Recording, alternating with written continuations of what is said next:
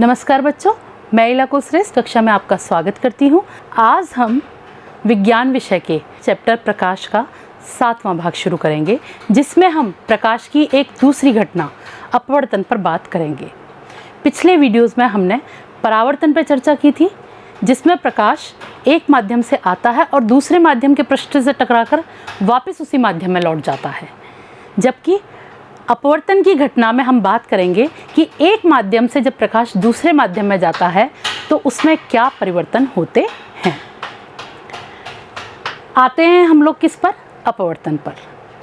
बच्चों, जब प्रकाश एक माध्यम से दूसरे माध्यम में जाता है तो वह अपने मार्ग से विचलित हो जाता है, यानी प्रकाश की दिशा परिवर्तित हो जाती है। यही घटना क्या कहलाती है? अपवर्तन कहलाती है। इस चीज़ को हम इस चित्र से समझने की कोशिश करेंगे। यहाँ देखिए, ये है आपका माध्यम 1 और ये है आपका माध्यम 2। माध्यम से आप मतलब समझते हैं जिसमें प्रकाश गुजर रहा है। सपोज ये हवा हो गई, ये पानी हो गया। तो माध्यम 1 में से इस A बिंदु से प्रकाश की किरण आ रही है और जैसे ही इस माध्यम 2 के तल पर पहुँचती है तो वो जानी तो सीधी चाहिए थी, पर सीधी ना जाकर वो क्या हो जाती है? झुक जाती है। तो क्या हुआ? प्रकाश की दिशा में परिवर्तन हो गया, यानी वो अपने मार्ग से विचलित हो गई। उसका मार्ग क्या था? ये सीधा वाला था, परंतु वो अपने मार्ग से मुड़ गई, झुक गई। तो यही घटना क्या कहलाएगी? अपवर्तन कहलाती है। यहाँ इस पूरे चित्र में देखिए, हमने किन चीज़ों के बारे में बात की? एक तो ये माध्यम 1 और ये माध्यम 2। दूसरी चीज़, जो प्रकाश की किरण आ रही है वो क्या कहलाएगी? आपतित किरण कहलाएगी। जो प्रकाश की किरण दूसरे माध्यम में आई वो क्या कहलाएगी? अपवर्तित किरण कहलाएगी। क्यों कहलाएगी ये अपवर्तित किरण? क्योंकि जैसे ही ये दूसरे माध्यम में आई तो इस पृथक्कारी तल से, ये जो तल है, यानी ये वाइट रेखा जो दिखाई दे रही है, जो एक माध्यम को दूसरे माध्यम से अलग कर रहा है, ये क्या है? हमारा पृथक्कारी तल कहलाता है, या पृथक्कारी पृष्ठ भी कह सकते हैं आप इसको। तो इस पृथक्कारी तल से उसकी दिशा में परिवर्तन हो गया, यानी वो अपवर्तित हो गई। यहाँ अपवर्तन हो गया, इसलिए इसको हमने क्या कहा? अपवर्तित किरण कहते हैं।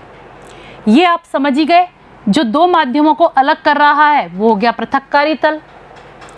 अब यहाँ पर ये हम बात कर रहे हैं कि अपवर्तित किरण मुड़ जाती है, यानी प्रकाश की किरण दूसरे माध्यम में आते ही झुक गई। तो कितना झुकी, इस बात को बताने के लिए हमने क्या किया कि जहाँ ये टकरा रही थी वहाँ पर हमने एक अभिलंब खींच लिया, यानी इस पृथक्कारी तल पर लंबवत रेखा इस पॉइंट पर O बिंदु पर खींच ली। क्योंकि ये काल्पनिक है इसलिए हमने इसको डॉट डॉट से बनाया है। तो हम कह सकते हैं कि ये जो प्रकाश की किरण आ रही थी, जैसे ही दूसरे माध्यम में आई वो अविलंब की तरफ झुक गई। या हम ये भी कह सकते थे, अगर मान लीजिए अभिलंब से दूर हो जाती तो हम क्या कहते कि अभिलंब से दूर हो गई। तो दोनों ही स्थितियां हो सकती हैं अपवर्तन में, कि अभिलंब की तरफ आ गई या अभिलंब से दूर हो गई प्रकाश की किरण। अब दोनों ही स्थितियों में वो अपवर्तन की घटना होती है। यहाँ पर दो चीज़ और देखने को मिल रही है हमको, कि ये अभिलंब और आपतित किरण के बीच का कोण आई, ये क्या कहलाएगा? आपतन कोण। और यहाँ पर अभिलंब और अपवर्तित किरण के बीच का कोण क्या कहलाएगा? अपवर्तन कोण, यानी कोण R कहलाता है। इस अपवर्तन को हम निम्न प्रकार से परिभाषित कर सकते हैं। अपनी भाषा में तो हम दे ही सकते हैं कि जब प्रकाश की किरण एक माध्यम से दूसरे माध्यम में आती है तो पृथक्कारी तल से वो अपने मार्ग से विचलित हो जाती है। यही घटना क्या कहलाती है? अपवर्तन कहलाती है। तो आप इसको ऐसे भी लिख सकते हैं, जब प्रकाश किसी एक माध्यम से दूसरे माध्यम में गमन करता है तो दोनों माध्यम को पृथक करने वाले पृष्ठ पर प्रकाश की किरणें अपने मार्ग से विचलित हो जाती हैं, अर्थात प्रकाश की किरणों की दिशा परिवर्तित हो जाती है। यही घटना अपवर्तन कहलाती है। अब विचलित हो गई, दिशा परिवर्तित हो गई भाई, पर ये होता क्यों है भाई? ये इसलिए होता है बच्चों, क्योंकि प्रकाश के वेग में अंतर आ जाता है।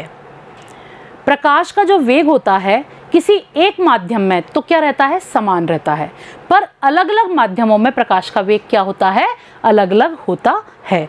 तो जब प्रकाश की किरण एक माध्यम से दूसरे माध्यम में आती है तो उसके वेग में परिवर्तन आ जाता है, जिसके कारण क्या हुआ, अपवर्तन की घटना संभव हो पाती है। तो हम यही लिखेंगे कि हम जानते हैं कि समान माध्यम में प्रकाश का वेग क्या होता है, समान। जैसे निर्वात में प्रकाश की किरण चलेगी तो हर जगह निर्वात में उसका वेग कितना होगा, 3 × 10⁸ मीटर प्रति सेकंड ही होता है। परंतु अलग अलग माध्यम में, यानी माध्यम बदलने पर प्रकाश किरण का वेग भी क्या हो जाता है, परिवर्तित हो जाता है, और इसी कारण अपवर्तन की घटना घटती है। अब वेग कम होगा या ज़्यादा होगा, ये इस बात पर डिपेंड करता है कि जो 2 माध्यम हमने ले रखे हैं वो एक दूसरे की अपेक्षाकृत सघन हैं या विरल हैं। या सघन और विरल से क्या मतलब है, सघन और विरल, इसे बोलचाल की भाषा में आप ऐसे समझ सकते हो। मान लीजिए ये हमारे पास क्या है, 2 माध्यम है, एक में पदार्थ के कण ये हैं और एक में पदार्थ के कण क्या हैं, ये हैं। तो आप इन दोनों माध्यम में देखिए कि अगर कोई किरण गुजरेगी तो पदार्थ के कण रुकावट किस में ज़्यादा डालेंगे, इसमें कण ज़्यादा हैं तो इसमें रुकावट ज़्यादा होगी, इसमें कण कम है तो इसमें रुकावट कम होगी।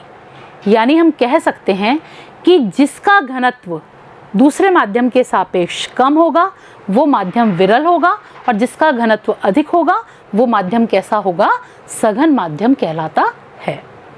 अब प्रकाश की किरण विरल से सघन में जाए और सघन से विरल में जाए तो अपवर्तन में क्या परिवर्तन होता है, अब हम यहाँ तुलनात्मक रूप से देखेंगे। ये मान लीजिए एक उपकरण है जिसमें ऊपर है माध्यम हमारा वायु और नीचे है माध्यम पानी। तो आप सभी जानते हैं पानी के कण पास पास होते हैं, किसकी अपेक्षाकृत, वायु की अपेक्षाकृत, क्योंकि सघन और विरल हम 2 माध्यमों की तुलना में ही कर सकते हैं। एक माध्यम होगा तो हम नहीं बता सकते कौन सा सघन है, कौन कि वो विरल है या सघन है, क्योंकि हम उसका कंपैरिजन नहीं कर रहे हैं। तो यहाँ तुलनात्मक रूप से देखा जाए तो पानी क्या हो गया, सघन माध्यम, और वायु क्या हो गया, विरल माध्यम हो गया। अब विरल माध्यम से ये प्रकाश की किरण आ रही है और किस में गई, सघन माध्यम में। तो इस किरण को जाना तो इस तरह से चाहिए था सीधे, परंतु वो सीधे न जाकर क्या हो गई, अभिलंब की ओर मुड़ गई। क्यों, क्योंकि वायु में प्रकाश का वेग अधिक था, पानी में आते ही उसका प्रकाश का वेग क्या हो गया, कम हो गया। तो वेग कम हुआ तो वो क्या हो गई, अभिलंब की ओर झुक गई, यानी अभिलंब की ओर मुड़ गई। तो ऐसी स्थिति में आपतन कोण का मान और अपवर्तन कोण के मान में क्या अंतर होगा भाई, यहाँ आपतन कोण का मान अधिक होगा और अपवर्तन कोण का मान क्या होगा, कम होगा। क्यों, क्योंकि इस माध्यम में वेग अधिक है और नीचे वाले माध्यम में वेग क्या है, कम है। तो दूसरे माध्यम में वेग कम है और पहले माध्यम में वेग क्या है, ज़्यादा है। तो ऐसी स्थिति में जब प्रकाश की किरण विरल से सघन में आती है तो वो अभिलंब की ओर झुक जाती है। क्यों, क्योंकि उसका वेग दूसरे माध्यम में पहले की अपेक्षाकृत कम हो जाता है। दूसरी स्थिति हमारी ये है, जब प्रकाश की किरण सघन माध्यम से किस में आ रही है, विरल में। यहाँ माध्यम कांच और यहाँ क्या है, वायु। तो जब कांच में से आ रही है तो सघन में चल रही है और आई किस में, वायु में। तो आना तो इसको यूं था, पर यह अभिलंब से दूर चली गई। क्यों, कांच में इसका वेग कम था और वायु में इसका वेग अधिक है। तो यहाँ क्या हो गया, v1 का वेग कम हो गया और v2 का वेग क्या हो गया, ज़्यादा। और इस स्थिति में जो आपतन कोण होगा उसका मान कम होगा और अपवर्तन कोण का मान क्या होगा, अधिक होगा। आप यहाँ पढ़ सकते हैं, यदि प्रकाश की किरण विरल माध्यम से सघन माध्यम में जाती है तो प्रकाश का वेग अपेक्षाकृत कम हो जाता है, इसलिए किरण अभिलंब की ओर झुक जाती है। हम कह सकते हैं कोण I इज ग्रेटर देन कोण R। और यहाँ पर क्या कहेंगे, जब प्रकाश की किरण सघन माध्यम से विरल माध्यम में जाती है तो वेग अपेक्षाकृत अधिक हो जाता है, जिसके कारण अभिलंब से दूर हट जाती है, यानी कोण I इज स्मॉलर देन कोण R। आपके एग्जाम में बच्चों ये प्रश्न आता है कि अपवर्तन किसे कहते हैं, ये क्यों होता है। एक प्रश्न तो ये बनता है और एक आपको चित्र द्वारा अपवर्तन को प्रकट करने के लिए भी आता है। तो आपने चित्र अच्छी तरह से देखा है, उस चित्र को आप बनाने का अभ्यास करिए। और सघन से विरल में जाने पे क्या होता है, विरल से सघन में जाने पर क्या होता है, ये चीज़ भी एग्जाम में पूरा स्पेशली पूछी जाती है कि प्रकाश की किरण सघन से विरल में जाती होती है, इसे चित्र द्वारा दर्शाओ। तो आपको किस तरह से दर्शाना है आप इन दोनों चित्रों से समझ सकते हैं। इसके बाद हम बात करते हैं कि यदि मान लीजिए प्रकाश की किरण पृथककारी तल पर लंबवत आपतित होती है, यानी अभिलंब पर आपतित होती है, तो वहां पर अपवर्तन नहीं होगा, वो प्रकाश की किरण सीधे गुजर जाती है, यानी जैसे आ रही है वैसे ही गुजर जाएगी। ये एक विशेष बात है जिसे याद कर लें आप अच्छी तरह से, क्योंकि एग्जाम में ये आपसे पूछ सकते हैं 1 नंबर का प्रश्न कि यदि आपतित किरण अभिलंब पर आपतित होती है तो वो किस प्रकार से अपनी दिशा परिवर्तित करेगी। तो आपको ये ध्यान रखना है कि कोई दिशा परिवर्तित नहीं होगी, दूसरे माध्यम में वो सीधी ही गुजर जाएगी। अब हम बात करते हैं अपवर्तन के नियमों की। जैसे हमने परावर्तन के नियम पढ़े थे, अब हम किसके नियम पढ़ रहे हैं, अपवर्तन के। तो पहला नियम तो बिल्कुल परावर्तन के नियम जैसा ही है।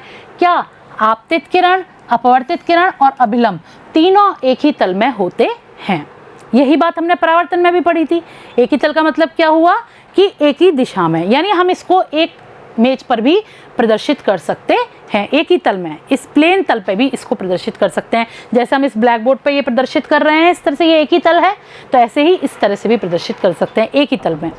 दूसरी चीज़, आपतन कोण की ज्या और अपवर्तन कोण की ज्या का अनुपात स्थिर रहता है। इसको हम कैसे लिखेंगे, साइन आई बटे साइन आर बराबर है स्थिरांक या नियतांक। इसका क्या मतलब हुआ, ये जो शब्द है ज्या, ये क्या है, आपने मैथ्स में त्रिकोणमिति यानी ट्रिग्नोमेट्री में पढ़ा है, साइन थीटा कॉस थीटा ये पढ़े हैं। तो साइन को ही हिंदी में हम क्या कहते हैं, ज्या। यानी जब ये अपवर्तन हो रहा है, इस स्थिति में आपतन कोण का साइन निकाल लें और इसका साइन निकालें, तो जो उनका अनुपात होगा वो हमेशा क्या आएगा, स्थिरांक आता है, यानी स्थिर राशि, यानी नियत रहेगा। इसलिए हम इसको क्या कह रहे हैं, नियतांक भी बोल सकते हैं। पर ये कब होगा, जब ये दो माध्यम जो है ना, इनको नहीं बदलेंगे। यानी अगर हमने माध्यम 1 ये लिया है और माध्यम 2 ये लिया है, तो इन माध्यमों में ये हम किसी भी डिग्री के कोण पे करें तो हमेशा क्या आएगा, नियतांक ही आएगा। जैसे मान लीजिए ये आपने ले लिया हवा और ये ले लिया पानी।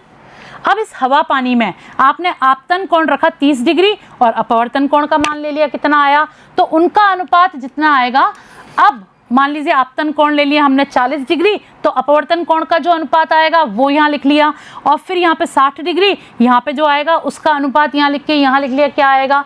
तो हम देखेंगे कि माध्यम समान रहने पर अनुपात जो होता है वो हमेशा समान आता है, स्थिर रहता है। अगर मान लीजिए 1 आ रहा है तो हर बार इन्हीं माध्यमों के लिए कोण बदलने पर 1 ही आएगा। तो इसी बात को हम क्या कह रहे हैं कि आपतन कोण की ज्या और अपवर्तन कोण की ज्या का जो अनुपात होता है वो एक स्थिर राशि होता है। कब, जब माध्यम नहीं बदलेंगे। अगर हमने पहला माध्यम हवा लिया है, दूसरा पानी, तो हमें इस प्रयोग के लिए हवा पहला माध्यम होगा, दूसरा क्या होगा, पानी। पर यदि हमने पानी पहला कर दिया, दूसरा हवा कर दिया, तो ये बदल जाएगा, या हमने कोई और माध्यम ले लिया तो ये बदल जाएगा। पर समान माध्यम में आपतन कोण की ज्या और अपवर्तन कोण की ज्या का अनुपात जो होता है वो क्या होता है, स्थिरांक होता है। इस स्थिरांक को हम क्या कहते हैं, अपवर्तनांक भी कहते हैं। और ये अपवर्तनांक वास्तव में दोनों माध्यमों में प्रकाश के वेग के अनुपात के बराबर ही होता है। इस बात को हम आगे पढ़ेंगे। और ये जो नियम था दूसरा, ये किसने दिया था, स्नेल नामक वैज्ञानिक ने, इसलिए इसको हम क्या कहते हैं, स्नेल का नियम भी कहते हैं। इस स्थिरांक को हम माध्यम 2 का माध्यम 1 के सापेक्ष अपवर्तनांक भी कह सकते हैं। चूंकि इस नियतांक को हम किससे प्रदर्शित करते हैं, म्यू से। तो यहाँ पे जो ये म्यू है, जिसको हम क्या कह रहे हैं, माध्यम 2 का माध्यम 1 के सापेक्ष अपवर्तनांक, तो वो हम कैसे लिख सकते हैं, μ21। यानी किसका अपवर्तनांक, माध्यम 2 का, तो वो पहले आएगा, और किसके सापेक्ष, 1 के, तो वो आ जाएगा बाद में। μ21 बराबर हो गया साइन आई बटे साइन आर। तो ये थे हमारे क्या, अपवर्तन के नियम। ये आपको अच्छी तरह याद करने हैं और ये समझ में भी आना चाहिए हमको, क्योंकि इस नियम पर आधारित प्रश्न भी आते हैं, आंकिक गणनाएं आती हैं। अब हम बात करते हैं अपवर्तन के नियमों के प्रायोगिक सत्यापन की। जैसे हमने किसकी की थी, परावर्तन के नियमों की थी। तो यहाँ अपवर्तन का नियम प्रायोगिक रूप से जब सत्यापित करेंगे तो उसमें हम कांच की सिल्ली का प्रयोग भी करते हैं। तो आपके एग्जाम में कांच की सिल्ली के प्रयोग के द्वारा अपवर्तन के नियमों का सत्यापन भी आ सकता है, या अपवर्तन के नियम का प्रायोगिक सत्यापन करिए, ये भी आ सकता है। तो ये प्रायोगिक सत्यापन हम किस प्रकार से कर सकते हैं। आप एक टेबल लीजिए, टेबल पर कार्डबोर्ड रख के उस पर सफ़ेद कागज़ लगा दीजिएगा या सफ़ेद चार्ट लगा दीजिएगा। जैसे मान लीजिए ये टेबल पे हमने सफ़ेद चार्ट लगा लिया है। अब हम एक कांच की सिल्ली लेते हैं। कांच की सिल्ली, सिल्ली क्या होती है, जैसे बर्फ़ की सिल्ली नहीं होती आयताकार, उसी तरह से कांच की एक छोटी सी सिल्ली होती है। जैसे मोबाइल फ़ोन होते हैं स्मार्ट वाले, उतने साइज़ की कांच की सिल्ली होती है, मोटी होती है, थोड़ी चौड़ी होती है। तो उस तरह की सिल्ली लेके हमने ये रख दी यहाँ पे ABCD, उसके चारों ओर हमने ये लाइन खींच ली। अब इस सिल्ली को हटाकर इस AB रेखा पर हमने O बिंदु पर क्या किया, एक अभिलंब खींचा N'। अब इस अभिलंब पे हमने क्या किया, एक कोण निर्मित किया चांदे की सहायता से, कोण I, और ये लाइन खींचकर इस पर हमने 2 ऑल पिन लगा ली, P और Q। फिर हमने यहाँ पर कांच की सिल्ली वापस रख दी और उस सिल्ली में से इस तरफ से हम इन दोनों ऑल पिन्स को देखेंगे। तो इन दोनों ऑल पिन्स का जो प्रतिबिंब हमको दिखाएगा, ऊपर से नहीं देखना है हमको कहाँ से देखना है, सिल्ली की चौड़ाई में से देखना है। तो वहाँ से जब हम देखेंगे तो ये ऑल पिन्स का जो प्रतिबिंब दिखाई देता है, उस सीध में हमने 2 ऑल पिन्स लगा दी, R और S। इसके बाद हमने सिल्ली हटा ली और ये ऑल पिन्स भी हटा ली नीचे वाली। फिर हम इन दोनों RS पॉइंट को मिलाएंगे और ऊपर इस लाइन तक बढ़ा देंगे, तो ये O बिंदु पर टकराएगी, O डैश बिंदु पर। तो इस O डैश बिंदु पर हमने MM डैश करके अभिलंब खींच लिया और फिर इस O बिंदु को इस O डैश बिंदु से मिला दिया। यहाँ अब हम चांदे की सहायता से इस कोण का मान देखेंगे, वो नोट कर लेंगे, ये हम बना ही चुके हैं। इस कोण का मान नोट करेंगे और इस कोण का भी मान नोट करेंगे। हम पाएंगे कि ये जो कोण था, आपतन कोण था, क्योंकि ये किरण आपतित हो रही है, तो आपतन कोण के मुकाबले अपवर्तन कोण का मान क्या आता है, कम आता है। क्यों? क्योंकि हवा है ऊपर, जो माध्यम विरल है, ये कांच है जो माध्यम सघन है। तो यानी विरल में प्रकाश की किरण चल रही थी, सघन में आई, वेग कम हुआ, अभिलंब की ओर झुक गई, तो अपवर्तन कोण का मान कम हो गया। और फिर यही किरण जब ये आगे जा रही है तो कांच से कहाँ आ रही है, हवा में आ रही है। तो इस स्थिति में क्या हुआ, यहाँ वेग कम था, यहाँ आते ही वेग अधिक हो गया, तो ये अभिलंब से दूर हट गई। तो आप पाएंगे कि इस कोण का मान और इस कोण का मान बराबर आता है, क्योंकि दोनों कहाँ हैं, हवा में हैं। और इस कोण का और इस कोण का मान बराबर आता है, क्योंकि दोनों कहाँ हैं, कांच के अंदर हैं। तो इस तरह से यहाँ पर दोनों ही स्थितियों में हम अपवर्तन देख रहे हैं कि प्रकाश की किरण विरल से सघन में आ रही है और सघन से विरल में आ रही है। विरल से सघन में आई तो अभिलंब की ओर झुक गई, और सघन से विरल में गई तो अभिलंब से दूर हट जाती है। आप ये देखेंगे कि अगर ये प्रकाश की किरण को हम सीधा बढ़ाएं तो कहाँ से आएगी, ये इस तरह से आएगी, पर वो क्या होती है, इतना शिफ्ट हो जाती है, यानी अपनी जगह से इधर खिसक आती है। तो ये हो गया क्या, हमारा अपवर्तन का प्रायोगिक सत्यापन। एक तल में था तो हमने बना लिया, और हमने ये देखा कि ये और ये, इनको अगर अलग अलग कोण रखकर बनाएंगे हम लोग, जैसे हमने मान लीजिए 30 डिग्री पे बनाया, फिर इसका नाप नोट किया, फिर इसको हमने 40 पे बनाया, फिर 60 पे बनाया, इस तरह से अलग अलग पे हम बनाएंगे और इसका मान नोट करेंगे दोनों का, और उनकी ज्या का अनुपात निकालेंगे तो वो एक स्थिर राशि आएगा, क्योंकि ये माध्यम हवा है और ये कांच सेम माध्यम है। तो इस स्थिति में दोनों के ज्या का अनुपात जो होगा वो स्थिरांक ही आएगा। इसको एक इस तरह से भी प्रायोगिक रूप से हम सत्यापित कर सकते हैं कि यदि हमने बात की थी अभिलंब पे जो प्रकाश की किरण जाती है वो सीधी निकल जाती है, तो आप इस AB रेखा पर ये एक लाइन खींचिए अभिलंब और इस पे ऑल पिन लगा दीजिए E और F।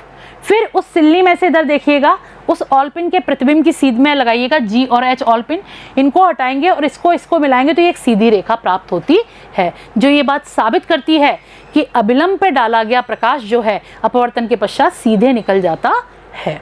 तो ये है हमारा क्या, प्रायोगिक सत्यापन। इसके बाद हम बात करेंगे निरपेक्ष अपवर्तनांक की। हमने अपवर्तनांक के बारे में जाना। निरपेक्ष अपवर्तनांक हम किसको कहते हैं? हम जो बात करते हैं कि एक माध्यम से दूसरे माध्यम में, तो यदि प्रकाश की किरण निर्वात से किसी भी माध्यम में जाती है तो उस माध्यम का निर्वात के सापेक्ष जो अपवर्तनांक होता है वो क्या कहलाता है? निरपेक्ष अपवर्तनांक कहलाता है। इस चीज़ को आप चित्र में देख सकते हैं। मान लीजिए ये निर्वात है, निर्वात से ये प्रकाश की किरण आ रही है और ये कहाँ गई? पानी में चली गई। तो पानी का निर्वात के सापेक्ष जो अपवर्तनांक होगा वो क्या कहलाएगा? पानी के लिए निरपेक्ष अपवर्तनांक कहलाता है। इसको आप इस तरह से परिभाषित कर सकते हैं, यदि प्रकाश निर्वात से किसी माध्यम में प्रवेश करता है तो उस माध्यम के निर्वात के सापेक्ष अपवर्तनांक को ही हम क्या कहते हैं? निरपेक्ष अपवर्तनांक कहते हैं। इसको किससे प्रदर्शित करेंगे? म्यू से। हमने ये वाली बात की थी जब हमने दूसरा नियम पढ़ा था कि ये जो अपवर्तनांक होता है ये दोनों माध्यम के वेग के अनुपात के बराबर भी होता है। तो यहाँ पर जो निरपेक्ष अपवर्तनांक होगा हम उसको कह सकते हैं प्रकाश का निर्वात में वेग बटे प्रकाश का माध्यम में वेग। निर्वात में वेग को हम किससे प्रकट करते हैं? कैपिटल सी से, और माध्यम में वेग को हमने वी एम से प्रकट किया है। एम मतलब मीडियम, माध्यम। तो हम कह सकते हैं म्यू बराबर सी बटे वी एम। ये भी क्या होगा? हमारा निरपेक्ष अपवर्तनांक होगा। अब जैसे हमने एक उदाहरण लिया, ये चित्र में हमने बताया था कि निर्वात से पानी में जा रही है, तो पानी का निरपेक्ष अपवर्तनांक क्या होगा? म्यू डब्ल्यू सी, यानी पानी का निर्वात के सापेक्ष अपवर्तनांक निकाल रहे हैं यहाँ पे हम, वो क्या हो जाएगा? सी बटे वी डब्ल्यू। यही क्या होगा? पानी का निर्वात के सापेक्ष निरपेक्ष अपवर्तनांक होगा। अब अगला आता है हमारा सापेक्ष अपवर्तनांक। जहां हम ये बात कर रहे थे कि जब प्रकाश की किरण निर्वात से किसी माध्यम में आती है तो वो क्या था? निरपेक्ष अपवर्तनांक था। यहाँ हम क्या बात करेंगे कि जब एक माध्यम से दूसरे माध्यम में आती है, ये हवा से पानी में भी हो सकता है, कांच से पानी में भी हो सकता है, तो दूसरे माध्यम का पहले माध्यम के सापेक्ष जो होगा वो क्या कहलाएगा? अपवर्तनांक। सापेक्ष अपवर्तनांक कहलाता है। इसको हम कैसे परिभाषित कर सकते हैं? जब प्रकाश एक माध्यम से दूसरे माध्यम में प्रवेश करता है तो दूसरे माध्यम का पहले माध्यम के सापेक्ष अपवर्तनांक ही सापेक्ष अपवर्तनांक कहलाता है। हम इसको ये भी कह सकते हैं कि पहले माध्यम में प्रकाश के वेग और दूसरे माध्यम में प्रकाश के वेग के अनुपात से भी दर्शाया जा सकता है। जैसे यहाँ हम बात कर रहे हैं म्यू टू वन, हमने क्या लिखा है? Mu two one. तो यहाँ पे जो ये 2 है इसका अपवर्तनांक किसके सापेक्ष है? 1 के। तो जिस माध्यम का है वो हम पहले लिखेंगे और जिसके सापेक्ष है वो हम लिखेंगे बाद में। तो इसलिए हम यहाँ लिख रहे हैं म्यू टू वन। तो म्यू टू वन बराबर क्या हो गया? म्यू टू बटे म्यू वन, यानी दूसरे माध्यम का अपवर्तनांक और ये पहले माध्यम का अपवर्तनांक। अगर वेग के माध्यम से दर्शाया जाए तो हम क्या कहेंगे? म्यू टू वन बराबर है वी वन बटे वी टू। यहाँ आप देख रहे हैं कि म्यू टू वन, इसमें 2 पहले था 1 बाद में, तो अपवर्तनांक में 2 ऊपर आया और नीचे 1 वाले का आया। अपवर्तनांक मतलब दूसरे माध्यम का अपवर्तनांक ऊपर है, पहले माध्यम का नीचे है। परंतु यहाँ वेग में उल्टा हो गया, पहले माध्यम का वेग ऊपर, दूसरे माध्यम का वेग नीचे। ये कैसे हुआ? ये आप समझिएगा बच्चों। यहाँ देखिए, हमने बात की थी कि ये दूसरे माध्यम का पहले माध्यम के सापेक्ष अपवर्तनांक है, तो हमने लिखा म्यू टू बटे म्यू वन। अब ये म्यू टू क्या है और म्यू वन क्या है? ये क्या है? दूसरे माध्यम का निरपेक्ष अपवर्तनांक और पहले माध्यम का निरपेक्ष अपवर्तनांक। तो कैसे हो गया? दूसरे माध्यम का निरपेक्ष अपवर्तनांक कितना होगा? सी बटे वी टू। सी निर्वात में प्रकाश का वेग, वी दूसरे माध्यम में प्रकाश का वेग। और ऐसे ही पहले माध्यम का अपवर्तनांक क्या होगा?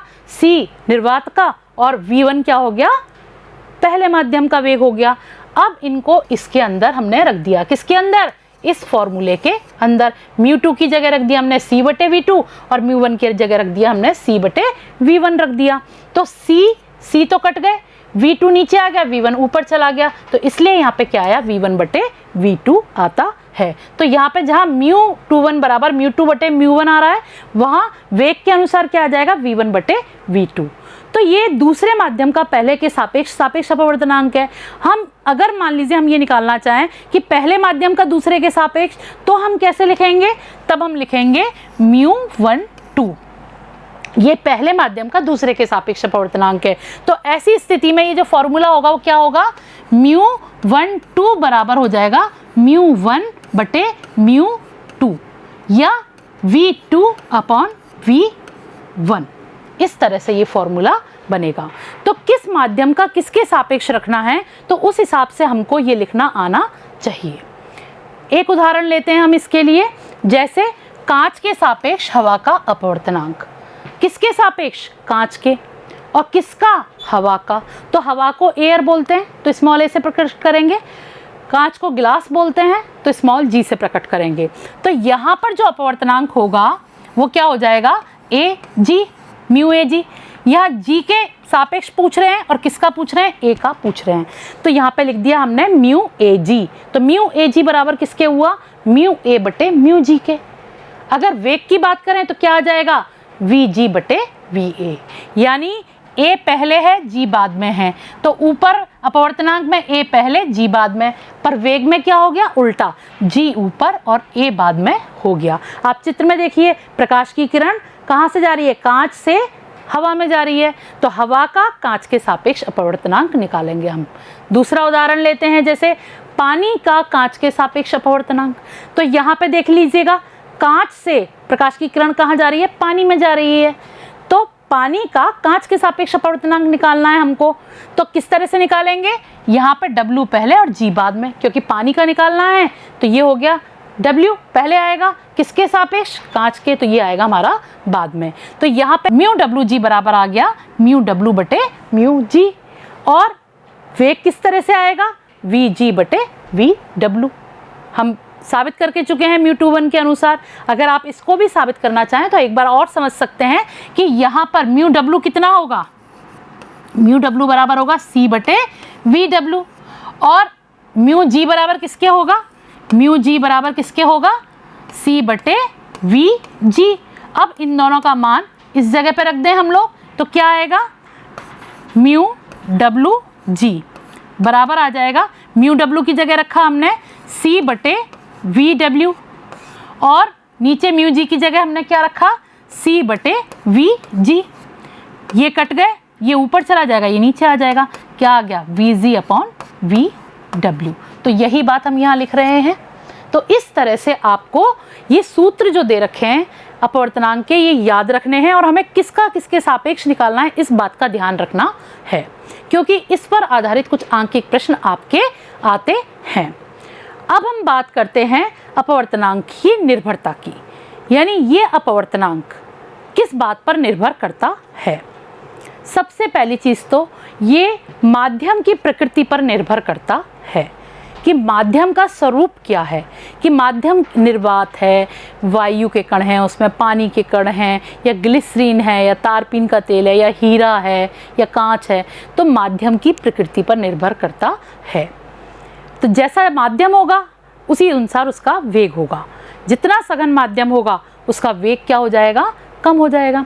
तो माध्यम की प्रकृति यानी माध्यम किन पदार्थों से बना हुआ है इस पर निर्भर करता है।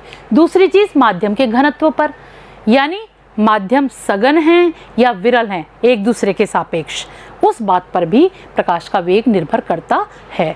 आप लोग निर्वात में प्रकाश की किरण चलती है तो वो बहुत तेज़ी से चलेगी, वायु में और कम हो जाएगी, और कोई पानी होगा तो और कम हो जाएगी। तो जैसे जैसे माध्यम होंगे उस हिसाब से प्रकाश का वेग होता है। तो यानी माध्यम के घनत्व पर, यानी कण पास पास हैं या दूर दूर हैं, इस बात पर भी निर्भर करता है। एक है प्रकाश के रंग पर, या तरंग दैर्ध्य भी कह सकते हैं कि प्रकाश की तरंग दैर्ध्य पर। हम सफ़ेद प्रकाश के बारे में पढ़ चुके हैं, वो 7 रंगों से मिलकर बना होता है। तो सफ़ेद प्रकाश अगर आ रहा है तो किस प्रकार से, एक ही माध्यम में चल रहा है तो एक ही दिखाई देता है, पर जब एक से दूसरे माध्यम में जाता है तो उसके रंग जो होते हैं ना वो भी अपना प्रभाव दिखाते हैं। तो अपवर्तन अलग अलग रंग में अलग अलग प्रकार से होता है। क्यों? क्योंकि हर रंग का वेग या तरंग दैर्ध्य क्या होती है? अलग अलग होती है। तो बैंगनी रंग का जो वेग होता है वो क्या होता है? सबसे कम होता है। और लाल रंग का वेग क्या होता है? किसी भी माध्यम में सबसे ज़्यादा होता है। तो जब भी अपवर्तन होगा तो बैंगनी रंग जो होगा ना उसका अपवर्तन यानी वो अभिलंब की ओर सबसे ज़्यादा झुकता है। ये बात आप ध्यान रखिएगा। ये मैंने भी लिख भी रखा है कि बैंगनी रंग के लिए प्रकाश का अपवर्तनांक सबसे अधिक होता है और लाल रंग के लिए प्रकाश का अपवर्तनांक सबसे कम होता है। अब इसके बाद हम बात करते हैं कुछ अपवर्तनांकों की जो आपकी किताब में दे रखे हैं आप इनको याद भी कर सकते हैं क्योंकि आपसे पूछ सकते हैं, क्योंकि किताब में हैं। जैसे निर्वात का अपवर्तनांक क्या है? सबसे कम, और बाकी सब चीज़ों का अपवर्तनांक निर्वात से ज़्यादा ही होता है। वायु का 1.003, पानी का 1.33, केरोसिन का 1.44, कांच का 1.50, हीरे का कितना है? 2.42, सबसे अधिक है इन सब में हीरे का। तो इसका मतलब क्या हुआ? हीरा क्या होगा? सबसे ज़्यादा सघन होगा, और जिसका अपवर्तनांक कम होगा वो क्या होगा? सबसे विरल। तो इसमें सबसे विरल कौन है? निर्वात। और सबसे सघन कौन है? 2.42 यहाँ दिए गए पदार्थों में। अब मान लीजिए मैं बात करती हूँ इन दोनों पदार्थों की, तो इन दोनों में सघन कौन है, विरल कौन है? इसका अपवर्तनांक अधिक है 1.5, तो ये क्या हो गया? सघन। किसके कंपैरिजन में? केरोसिन में, क्योंकि इसका थोड़ा कम है। ये तो सघन हो गया यहाँ पे कांच, पर यहाँ हीरे के कंपैरिजन में कैसे होगा? विरल। अगर हीरा और कांच ले रही हूँ तो हीरे का अपवर्तनांक क्या है? अधिक है, और कांच का क्या है? कम है। तो हीरा क्या होगा? सघन माध्यम, और कांच क्या होगा? विरल माध्यम होगा। पर कांच या केरोसिन के लिए क्या हो गया? सघन हो गया। तो माध्यम एक दूसरे के सापेक्ष सघन विरल होते हैं। तो ये तो थे हमारे क्या कुछ माध्यमों के अपवर्तनांक। एक बात और बच्चों, आप इस सारणी में देखिए कि सबसे कम अपवर्तनांक किसका है? निर्वात का। इस चीज़ को ऐसे भी समझ सकते हैं कि प्रकाश का वेग जो था c था, और किसी भी माध्यम का वेग जो होगा वो हम ले सकते हैं, किसी भी माध्यम में वेग है। तो आप प्रकाश का वेग जानते हैं कितना होता है? अपन पढ़ चुके हैं, 3 × 10⁸ मीटर प्रति सेकंड। तो निर्वात में प्रकाश का वेग सबसे अधिक होता है, ये बात हम जानते हैं, क्योंकि कोई कण ही नहीं है वहाँ पे रुकावट के लिए। तो और माध्यमों में क्या होगा? प्रकाश का वेग क्या होगा? निर्वात से कम। तो यहाँ पर जो भी राशि आएगी वो इससे क्या होगी? कम ही होगी। तो जब भी हम इसका भाग देंगे तो क्या आएगा? 1 से अधिक आएगा। आप देख लीजिएगा, ये वायु भी जो है वो 1 से अधिक है। कितनी अधिक है? चाहे बहुत ही मामूली से अधिक है, 0.0003, पर 1 से अधिक है। इसलिए निर्वात से अगर किसी भी माध्यम की कंपैरिजन की जाती है तो निर्वात सबसे ज़्यादा विरल है, और बाकी माध्यम आप देखेंगे सबके अपवर्तनांक ज़्यादा हैं। तो ये सारे क्या हैं? हमारे सघन माध्यम होते हैं। अब इस अपवर्तनांक पर आधारित एक सवाल करते हैं हम लोग। किताब में ही आपके ये उदाहरण दे रखा है कि यदि पानी का अपवर्तनांक 1.33 हो एवं कांच का अपवर्तनांक 1.5 हो तो पानी के सापेक्ष कांच का अपवर्तनांक ज्ञात कीजिए। यहाँ पे हमें क्या ज्ञात करना है? अपवर्तनांक। तो सबसे पहले तो हम दिए हुए मान लिख लेते हैं। यहाँ पे पानी का अपवर्तनांक 1.33, कांच का अपवर्तनांक 1.50 दे रखा है। हमने पढ़ा था कि पानी के सापेक्ष कांच का अपवर्तनांक, हम पढ़ रहे थे ना, एक माध्यम का दूसरे के सापेक्ष अपवर्तनांक। तो हम क्या लिखेंगे कि किसके सापेक्ष है? पानी के सापेक्ष। और किसका अपवर्तनांक है? कांच का। तो कांच पहले आएगा और पानी बाद में आएगा। तो हमने यहाँ पे लिख दिया μg/w बराबर किसके? μg/μw, क्योंकि यहाँ अपवर्तनांक दे रखे हैं। अब यहाँ पे मान लिख दिया, μg का मान है 1.5 और μw का मान है 1.33। तो इसका जब भाग देंगे 1.33 का 1.5 में, तो हमारा कितना आएगा? यहाँ पे 1.12। ये हो गया हमारा क्या? पानी के सापेक्ष कांच का अपवर्तनांक। आप ये बात ध्यान रखिएगा बच्चों कि अपवर्तनांक का कोई मात्रक नहीं लिखते हम। क्यों नहीं लिखते? क्योंकि कुछ होता ही नहीं है अपवर्तनांक का मात्रक, वो एक स्थिर राशि है। और कैसे? इसको ऐसे समझिए, क्योंकि ये म्यू जो है अपवर्तनांक है, ये वेग के भी बराबर है ना। तो मान लीजिए कोई भी म्यू होगा तो 2 मान लीजिए, तो ये क्या है? तो μ2 जो है वो v1/v2 के बराबर है। ये वेग है, वेग का मात्रक मीटर प्रति सेकंड, ये भी मीटर प्रति सेकंड, तो दोनों कट गए तो कुछ भी मात्रक नहीं रहा। इसलिए अपवर्तनांक का कोई मात्रक नहीं होता है। तो आज जो हमने पढ़ा उसको हम एक बार फिर से समराइज करते हैं। हमने पढ़ा अपवर्तन की परिभाषा के बारे में, ये क्यों होता है, और हमने दोनों ही स्थितियों में जाना सघन से विरल में कैसे होता है और विरल से सघन में कैसे होता है। फिर उसके बाद हमने अपवर्तन के नियमों के बारे में जाना, फिर प्रायोगिक सत्यापन किया अपवर्तन का कांच की सिल्ली के प्रयोग से। उसके बाद हमने क्या किया कि हमने निरपेक्ष अपवर्तनांक और सापेक्ष अपवर्तनांक क्या होते हैं ये जाना, और कुछ पदार्थों के अपवर्तनांक के बारे में जानकारी प्राप्त की।